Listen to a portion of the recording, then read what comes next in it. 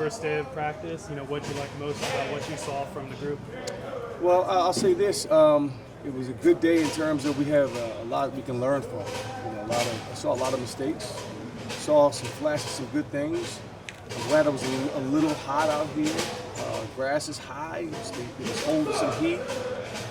First day getting back into football shape. We're not feeling like we're here first day, so it was adversity we had to go through a little bit. I had to see how guys were going to respond to that. And they had a really good off season of conditioning, and now we got to translate that over into football conditioning. So, we came out a little bit flat, kind of feeling sorry for ourselves, but I thought the guys did a good job of rebounding and finding ways to make plays, and now we can really teach and build off of what we saw today.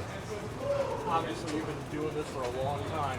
Is there always a good sense of urgency, a good nervousness on the first day of practice? Oh yeah, I mean, come on, man. This is you're waiting all summer long for this. This is Christmas Day today, and guys are opening up. Teams are opening up practice all over the country. You smell that fresh cut grass in the air. It's time for football camp, and it was a lot of anxiety. Certainly going back to yesterday before.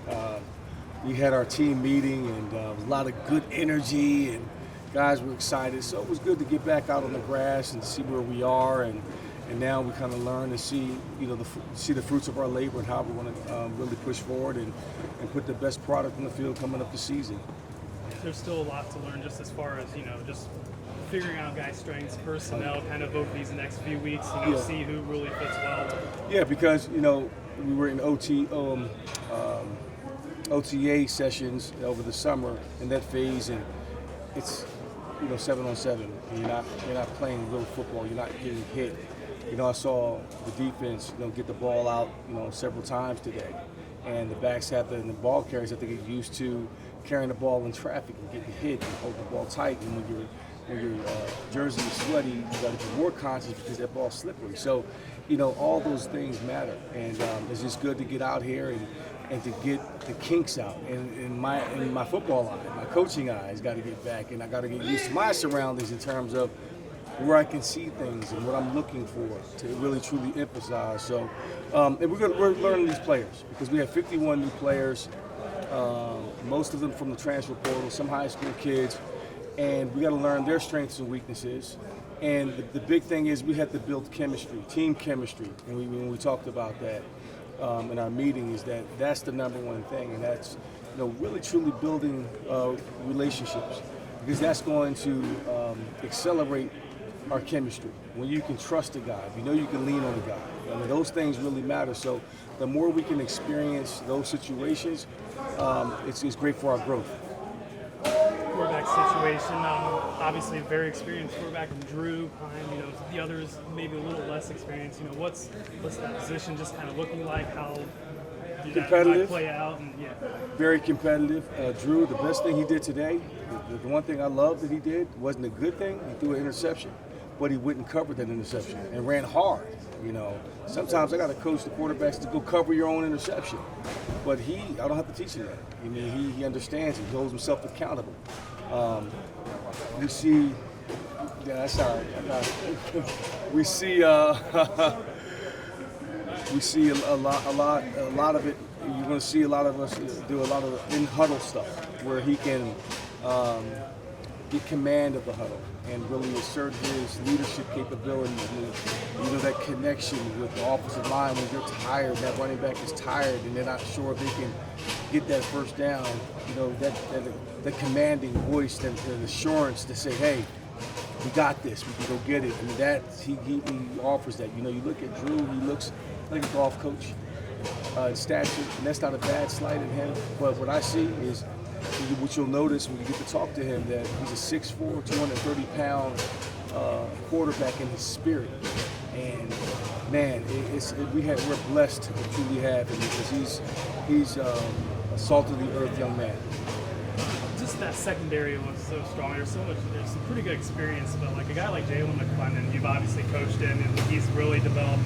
He's such a great player. Like, what makes him stand out? And obviously, like, how nice is it having him here with you at BG? Well, it's great. Jalen was one of my captains last year. He brings leadership.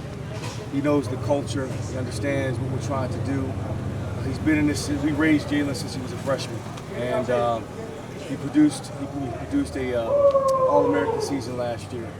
So to have him in the locker room, number one, to encourage the guys, to kind of let them know how we'd like to do things and where this thing is going to go, and the benefits of truly not buying in but taking ownership. And through discipline and development, we're going to develop into the team we're capable of being by being consistent, by holding each other accountable, by all the small things, keeping the locker room clean, making sure this area is clean. So those things matter, and he's there to do just that. As a whole, what are some of the benchmarks you're looking for today and the next couple of days, the next couple of weeks? Well, right now we're ramping up. I think we got a lot of time between now and when we kick the ball off. We're not compressed on school and everything. School starts later, so we have a lot of camp time. So right now we're in the acclimation phase where we got to get used to playing football again. I'm not concerned about their conditioning level. I'll get that part in. I think now it's eliminating a lot of soft tissue injuries, especially early on, with hamstrings and groin. And we've got to be mindful of that, not doing too much, but just taking it in small bites until we get to the place where we can add volume. So over the next 2 to 3 weeks, I want to add more layers to it. So there'll be more conditioning, longer days, pads. So there's phases to it that we're going to have to approach delicately and diligently and be mindful and smart about it. So as coaches, we can't get so excited and say, hey, let's do 25 periods and do this and that and wear these guys out, and then we're spending the rest of the camp trying to get their legs back. So you see over my shoulder, we got a recovery. We're going to really focus on rest and recovery throughout this whole process. Are there any major injury concerns? No, none. Chris Fenelon, our strength and conditioning coach, and his staff has done a tremendous job, an A+ elite job with the guys in preparing them for this season. So there were no soft tissue injuries. You're going to have some here or there, but none to major players. That opener against Lafayette, you guys are going to honor and admire coaches like Alcohol Hall of Fame. Obviously, you and Urban have grown close. In the last couple of months, how has that relationship deepened, and how much have you relied on him as you've gone into Bowling Green and made this your home? Well, I've known Urban over the years. We worked together at Fox for a stint when he was. When I was with Fox, he was still at Florida, and known him when he went on his national championship run at Ohio State, and we've developed a really good relationship. Read his books, I know the blueprint inside now, which is passed down from Earl Bruce to Woody Hayes, John Cooper. So I know that whole system. So just sharing ideas with him and getting advice from him has been awesome. And honestly, had it not been for his endorsement and his pushing for me to interview for the job, I probably wouldn't be here. So, a lot of the things that I believe in, he believes in. And I believed in it as a player. I believe in it as a coach. I believe in tough love. And that's what we have to ultimately lead with, is develop the character of these young men. And if we do that as a byproduct of that, we're going to get a better player. Obviously a lot of transfers in, but for some of those guys that transferred here, right before you came in, then they went through coaching teams, guys like Arlis Boardingham, talented tight end from Florida, Collins, a Chiapong defensive end. What were maybe the conversations like with players like them when you first took the job, and how kind of talented are some of those players? They're very talented. I think it's coming in, it was more important to say, hey, let's peel back the onion on this and talk about the elephant in the room, and that's, you didn't ask to be in this situation. You don't know me, I don't know you. Let's get to know one another. And let's go through the spring. Let's see what happens. Let's play some ball. Let me set the culture, the expectations, and show you my game plan on how I can make you get better. And let me understand, what it is that you want to accomplish in life and what is your vision.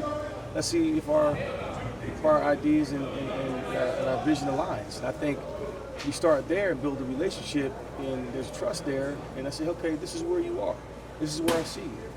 And I think you can be a great ball player, if you do X, Y, and Z. So I think you should think about staying. If you leave, let's talk about these things. So I think transparency is key, and when you're trying to build a relationship.